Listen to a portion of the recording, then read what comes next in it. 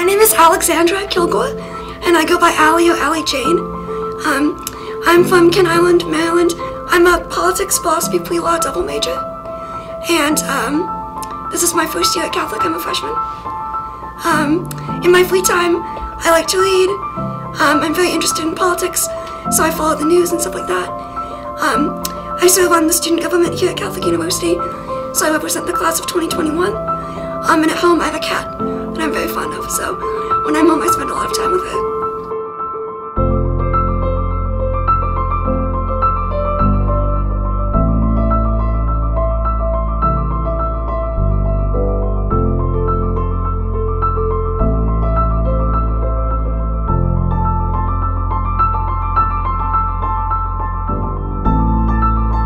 So, when I was born, basically, the doctors told my parents, you know, like, she's never gonna walk, she's never gonna talk, she's not gonna cognitively develop the way that her peers are.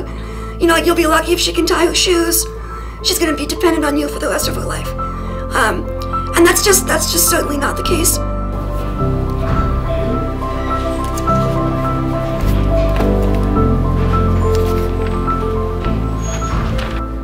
I have a pretty thick skin. I'm not sure if it's nature or nurture on that one. If I sort of had to develop it to be okay in society, or if I would have been that way had I not been disabled, you know, you really can't say. When I meet new people, they're obviously, you know, a little confused, just because you can't expect, you know, to have a disability that, you know, less than 100 people have worldwide, and have people immediately understand. You know, that's not a realistic expectation. So some common things that I'm up against are being perceived as much younger than I am, because I'm really, really short. I'm only about 4'7", 4'8". My voice sounds, I guess, a little young, very high, very breathy. That's because I have restrictive lung disease, so I don't have very good breath support to my voice. That's like one of the only insecurities that I like really can't get over, is I don't like the way that my voice sounds, and I don't like the way that it leads people to think of me, because I have a hard time being taken seriously. And as a politician, of course, you use your voice all the time.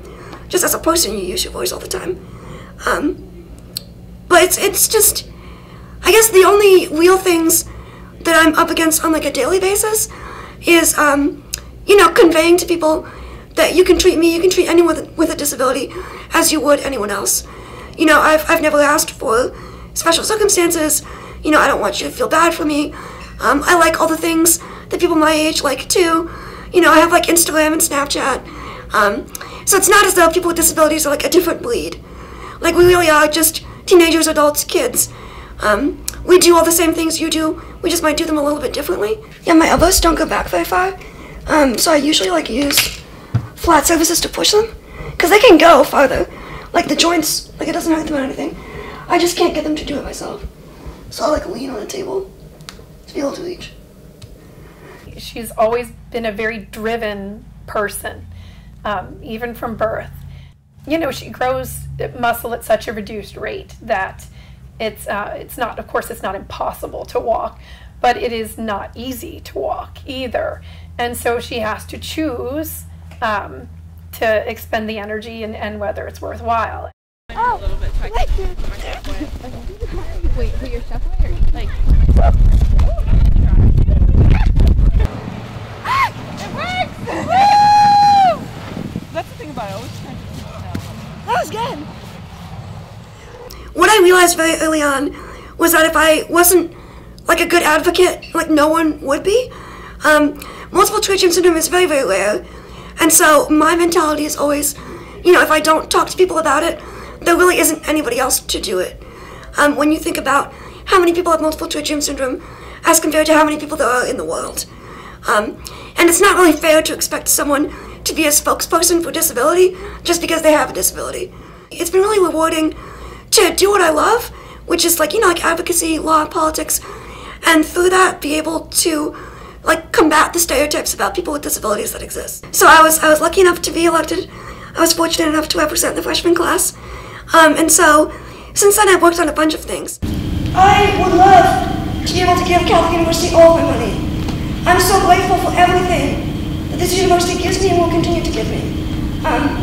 But raising tuition doesn't make a lot of sense if you literally don't have any more money to give.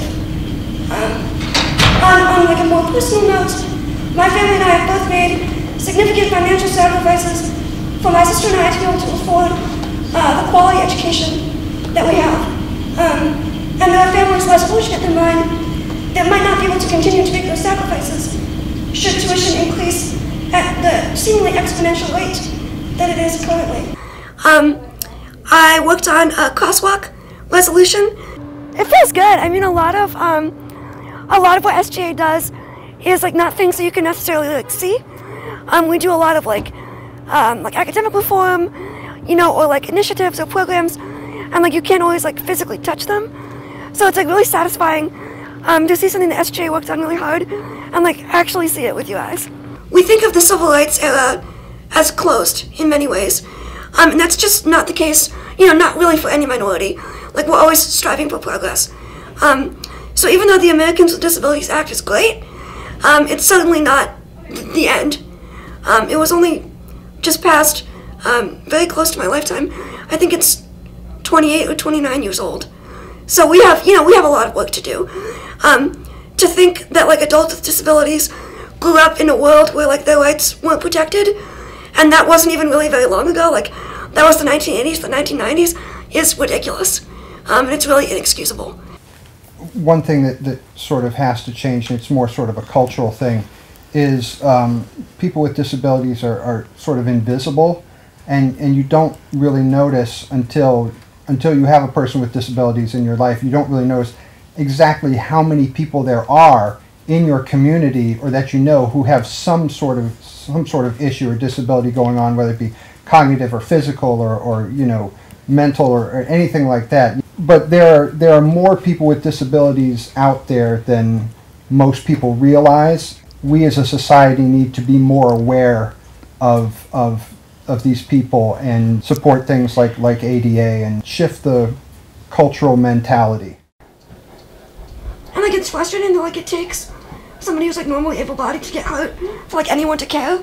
Like I don't want you to be hurt to care. Like I want you to be healthy. Like I don't want you to get hurt. That's terrible. Yeah, but to understand where but it's you're also coming sort of from, like, it's like vindicating. Like yeah, like it is hard when you can't do things, and like you would be able to if only people would accommodate you. Like it is. Yeah, something so simple as putting in an elevator, putting in the handicap accessible door. Right, like the door, so that you can go in the building where you live. The easiest part that they could add. It's frustrating because it's not as though accessibility was invented with the ADA. No. It just got like legally required.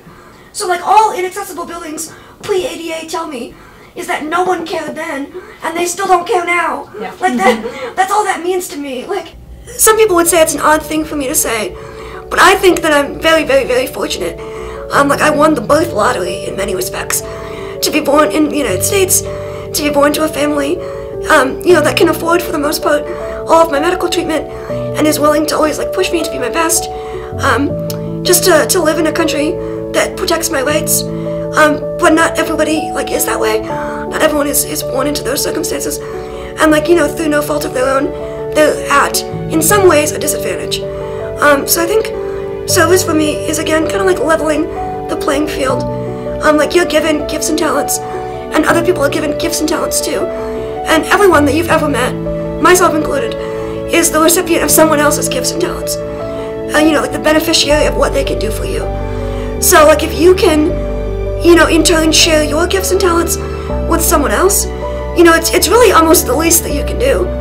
Because, everything you've ever done is as a result of like somebody working hard to make that happen. So I guess my closing statement would be for all of us, myself included, to think about like the role you play in creating like the social model of disability, and like the way in which you contribute to how people with disabilities are perceived, or like how events or locations or education or jobs are accessible, and then start trying to diminish your influence in that.